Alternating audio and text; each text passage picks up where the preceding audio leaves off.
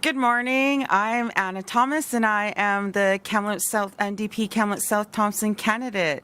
I just want to welcome everybody here and want to say, make note of how excited we are to have John Horgan here. Thank you. And I want to introduce my counterpart here, Sadie Hunter.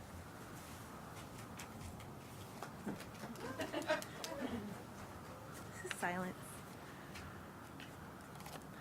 Can I move this?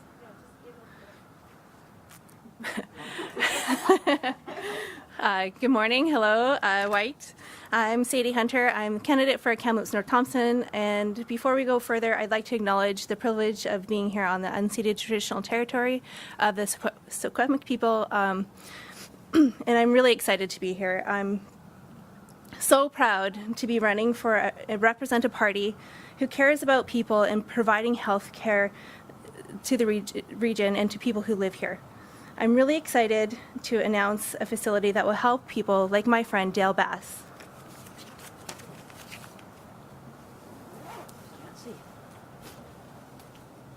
Thanks. Thank you very much. It's really a pleasure. I can't see a thing. It's really a pleasure to be here to support my friend Sadie. We sit next to each other at council, and I've been watching her just really rock it there. So I'm really looking forward to what comes next. So on Monday, people will be heading out of Kamloops to head to Kelowna. And I've made that trip. I made that trip 27 times. And this is how it went for me. Get up at 6 o'clock in the morning, have breakfast, drive to where the van that was run by I believe it's the Freemasons, I can't remember. They're not running it now because of COVID. Get on the van with other cancer patients. Head down south toward Kelowna, stop in Vernon because most of them had prostate cancer and they need a bathroom break. Get there about 9:30 and sit there for 3 hours for the 10 minutes of treatment. Get back on the van, get back to Kamloops around 3:30, go home, collapse, repeat the next day. What that does to you is it takes you from your family, and you need them. You need them when you're fighting cancer. It takes you from your friends, although they became friends. We became a little bit of a family. It takes you from your home. It puts you into a stressful situation that you don't need when you're fighting cancer. Cancer alone is hard. I mean, it's been 3.5 years now. I'm still on a chemotherapy drug, and I'm still struggling with fatigue.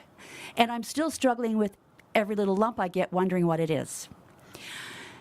So to hear, actually both parties talking about Kamloops getting cancer facility is really great, because this is what it would have meant for me.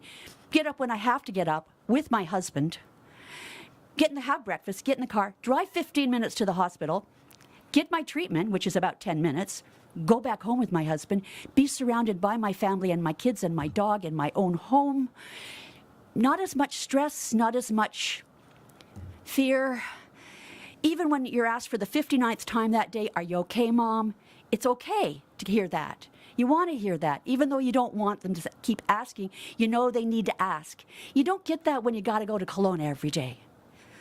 The option is also to stay there for the whole week as well, but then you're really gone from your friends. So I'm really, really looking forward to the day when Anna and my friend Sadie will be representing the government with a groundbreaking for a cancer facility in Kamloops. Thank you.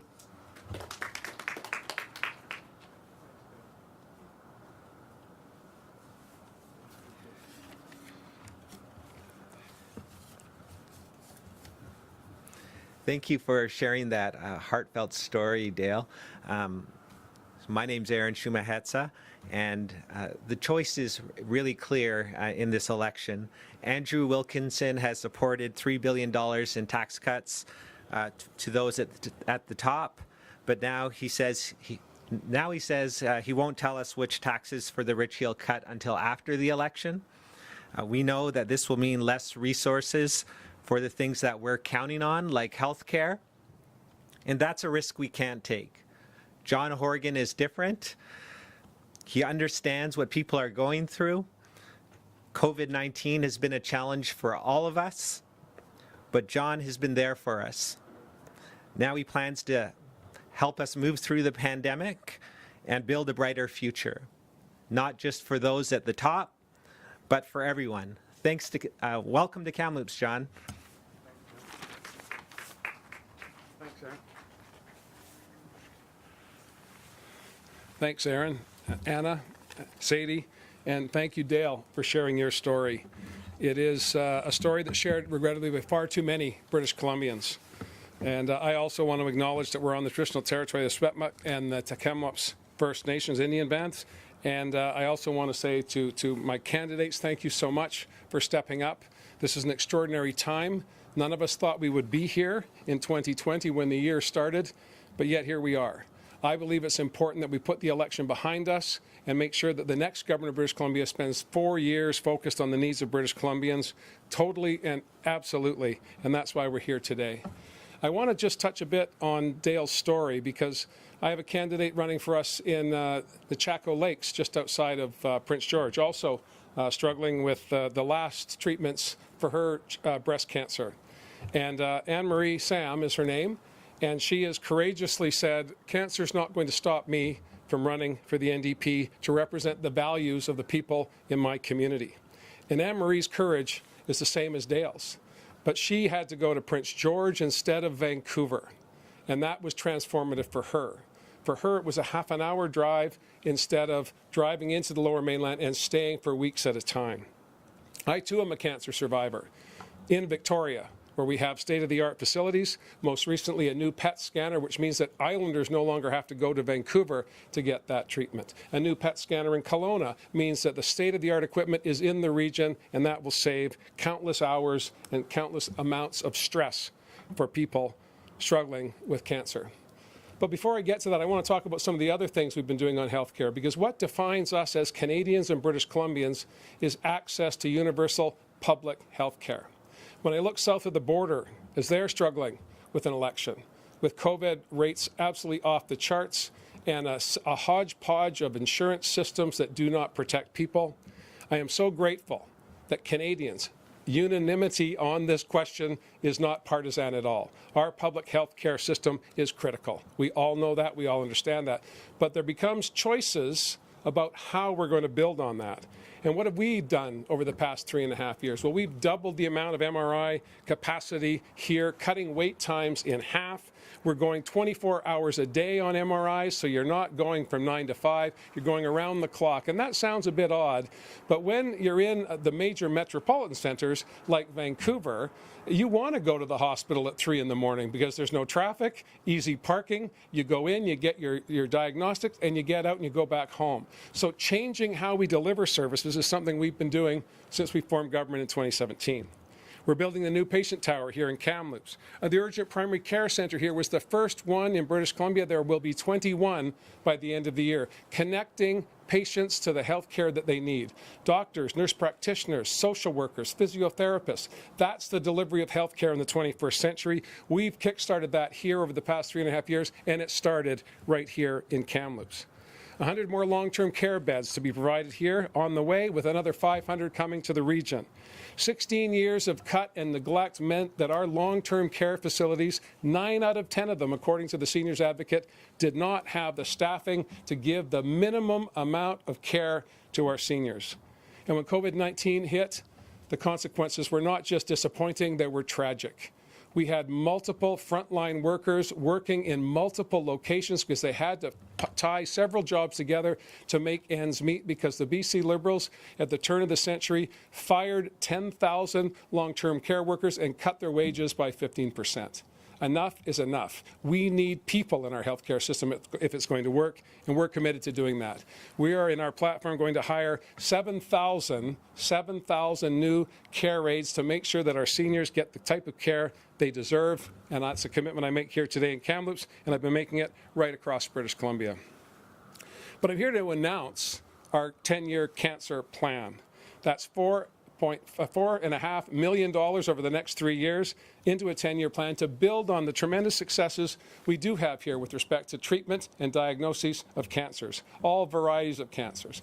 2 of us are here as cancer survivors. I suggest if I ask people to put up their hands, almost every one of us would have been touched in some way by a family member or a loved one who has been afflicted with this most despicable of diseases.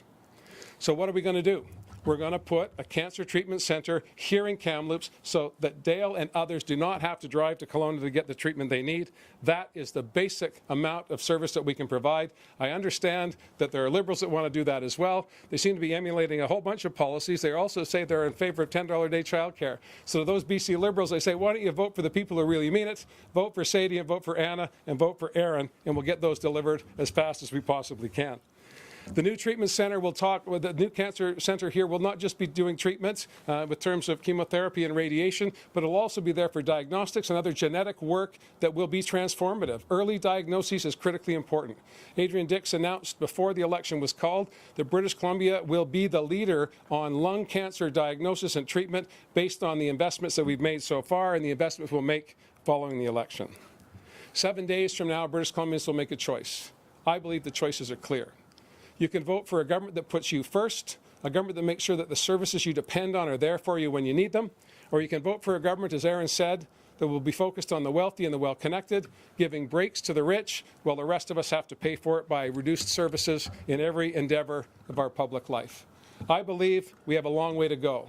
I believe the number one issue in this election is how do we come through the pandemic safely and with our economy back in the place it was back in February. We were leading the country in economic growth. We had the lowest unemployment rate, balanced budgets year after year, and the highest credit rating in the country.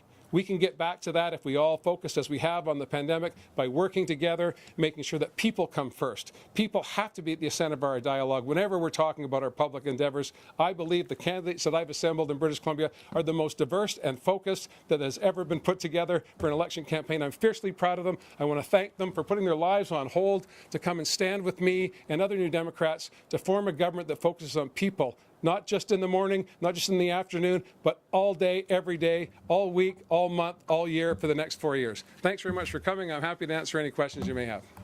A reminder to reporters on the line, please press *1 to enter the queue. We have a question here first, I believe, from Colton Davies, CHNL. Go ahead. Hi, John. Thanks for being here today. This is your first public event in Kamloops in well over 2 years. Why should voters in this region think you're going to be here, figuratively and literally, if you're reelected as premier? Well, we've been in a minority parliament for the past 3.5 years, which has meant being locked into Victoria for more time than I would have preferred. Certainly, if the configuration of the government changes, I'll be able to travel more. I'll be able to come to the beautiful Kamloops area and to work with my colleagues, Anna, Sadie, and Aaron, to make sure we're delivering on the services that people deserve and people need here in the community. Do you have a follow-up, Colton? I do. You've talked about cancer care and a 10-year plan, and correct me if I'm wrong, I think you said $4.5 million over 10 years. 450 million. Okay, yeah, big difference. Over 3 years. That's in the 3-year capital plan. Yeah, okay, so 3-year capital plan. So I assume, if you're re-elected premier, and obviously voters in 4 years are going to wonder, when you talk about a 10-year plan, what's happened in the last 4 years? Yeah. Will a cancer clinic be open here at Royal Inland Hospital, and radiation treatment be available here? Well, I'll leave the treatment up to the professionals, but the services will be prepared and delivered within the mandate of the next government. Absolutely. Absolutely. I believe that's it for questions. Oh, Wow. no, there's one back here. I'm hardly working today. There we go. James Peters, go ahead. Colton wants to go back again. Well, there's more. Mr. Horgan, Kamloops is a place where a lot of people live for their entire lives, right? They're born here, they grow up here, they die here. So the 1990s wasn't that long ago. Can you excuse some skepticism from the cancer care commitment when a similar one was made in the 1990s and it was torn away from us? Well, I can't speak for 30 years ago. I can speak for right now. For the past 3.5 years, we've been delivering health care services right here in Kamloops by making sure that the tower was going to be constructed, by making sure that the urgent primary care center was here to connect patients to the health care providers that they need. I believe that's demonstrating that we're focused on health care absolutely every day. Now, we can go back in history. I'd like to go back. I talked to Mr. Wilkinson just this week in 2 election debates about the choices that they made with respect to long-term long-term care and the catastrophic consequences of those. And Mr. Wilkinson said he didn't need to answer for 3 years ago. So forgive me if I don't feel I have to answer for 3 decades ago. I'm committed to delivering cancer treatment as a survivor and understanding Dale's story and countless stories like her. I'm committed to delivering that service because I understand absolutely intimately how important it is to make sure you can get those services in your community. We do have one question on the line. That will be from Shannon Patterson, CTV Vancouver. Thanks. Oh, hi there. A little off topic today. We've seen some terrible examples of sexism on the campaign this week. The South Asian NDP incumbent in Surrey Green Timbers was asked in a debate if she's essentially a puppet for her white predecessor. Another female NDP candidate was Zoom bombed during an online event with misogynistic comments. And another, signs were defaced with terrible, offensive, sexist slurs. Your reaction that this is still happening to candidates, and much of it still seems to be targeted at candidates that are women of color. Yeah, it's despicable behavior. We've done our level best as a party to put forward the most diverse and dynamic slate of candidates ever. 53% women, 5 Indigenous candidates, 4 of which are women. And we have done our level best to make sure that our team reflects the diversity of the populations that they want to represent. Is there misogyny and racism, systemic racism in British Columbia? Absolutely there is. And we don't need empathy, we need action on these issues. And that's why we reestablished the Human Rights Commission, which the BC Liberals abolished. That's why we moved forward with the UN Declaration on the Rights of Indigenous Peoples, because we believe human rights are fundamental, and if we're ever going to reconcile with the First Peoples, those who have been here for millennia, we need to make sure that everyone understands that rights and title exist in British Columbia. These are issues that we can't just talk about during election campaigns. We need to talk about them every day. And what pleased me most about the televised debate this week was that we kept talking. It wasn't just, you have 30 seconds to solve systemic racism, go. It was, these issues exist. What are you going to do about it? And we need actions, not just words. And we need to talk about it not just during an election campaign, but every day, at kitchen tables, in our schools, and in our communities. That's how we will eradicate racism, by working together to call it out whenever we see it. And with respect to the misogyny, I want to just speak for a moment about how my candidate in Surrey Green Timbers, Roshna Singh, was treated by a reputable media representative. Calling her a puppet was reprehensible. The misogyny there reeked, and I think you should call it out on your television program, and all British Columbians should call that out. It's unacceptable and inappropriate. Why would women come forward to run when they get treated like that? That's why I'm so proud of Anna and Sadie for stepping up in these difficult times to say, I want to represent the NDP because I care about these issues, not just during an election campaign, but every day. Shannon, do you have a follow-up? Yeah, I mean, I actually asked you the same question, and you referenced it there after the Bowen Ma story. Yeah. Does this make it harder to convince highly qualified women to run for office? You just said, why would women run for office, knowing that they face things like this? As a leader who's trying to get women to get into politics, does this kind of stuff make it harder to convince them it's worth it? Oh, absolutely it does. And that's why I'm so proud of all of the women candidates who've stepped, particularly the candidates of color, who've stepped up and said, yeah, I'm going to do this. Tony Boot, a black woman, mayor in Summerland, stepped up despite absolutely horrific treatment as she ran for mayor. These are women that I am so fiercely proud to stand beside, and I will walk with them wherever they want to go and stand beside them and call out misogyny and racism wherever I see it. Thanks, everyone. That's all the questions we have. Thanks, everybody.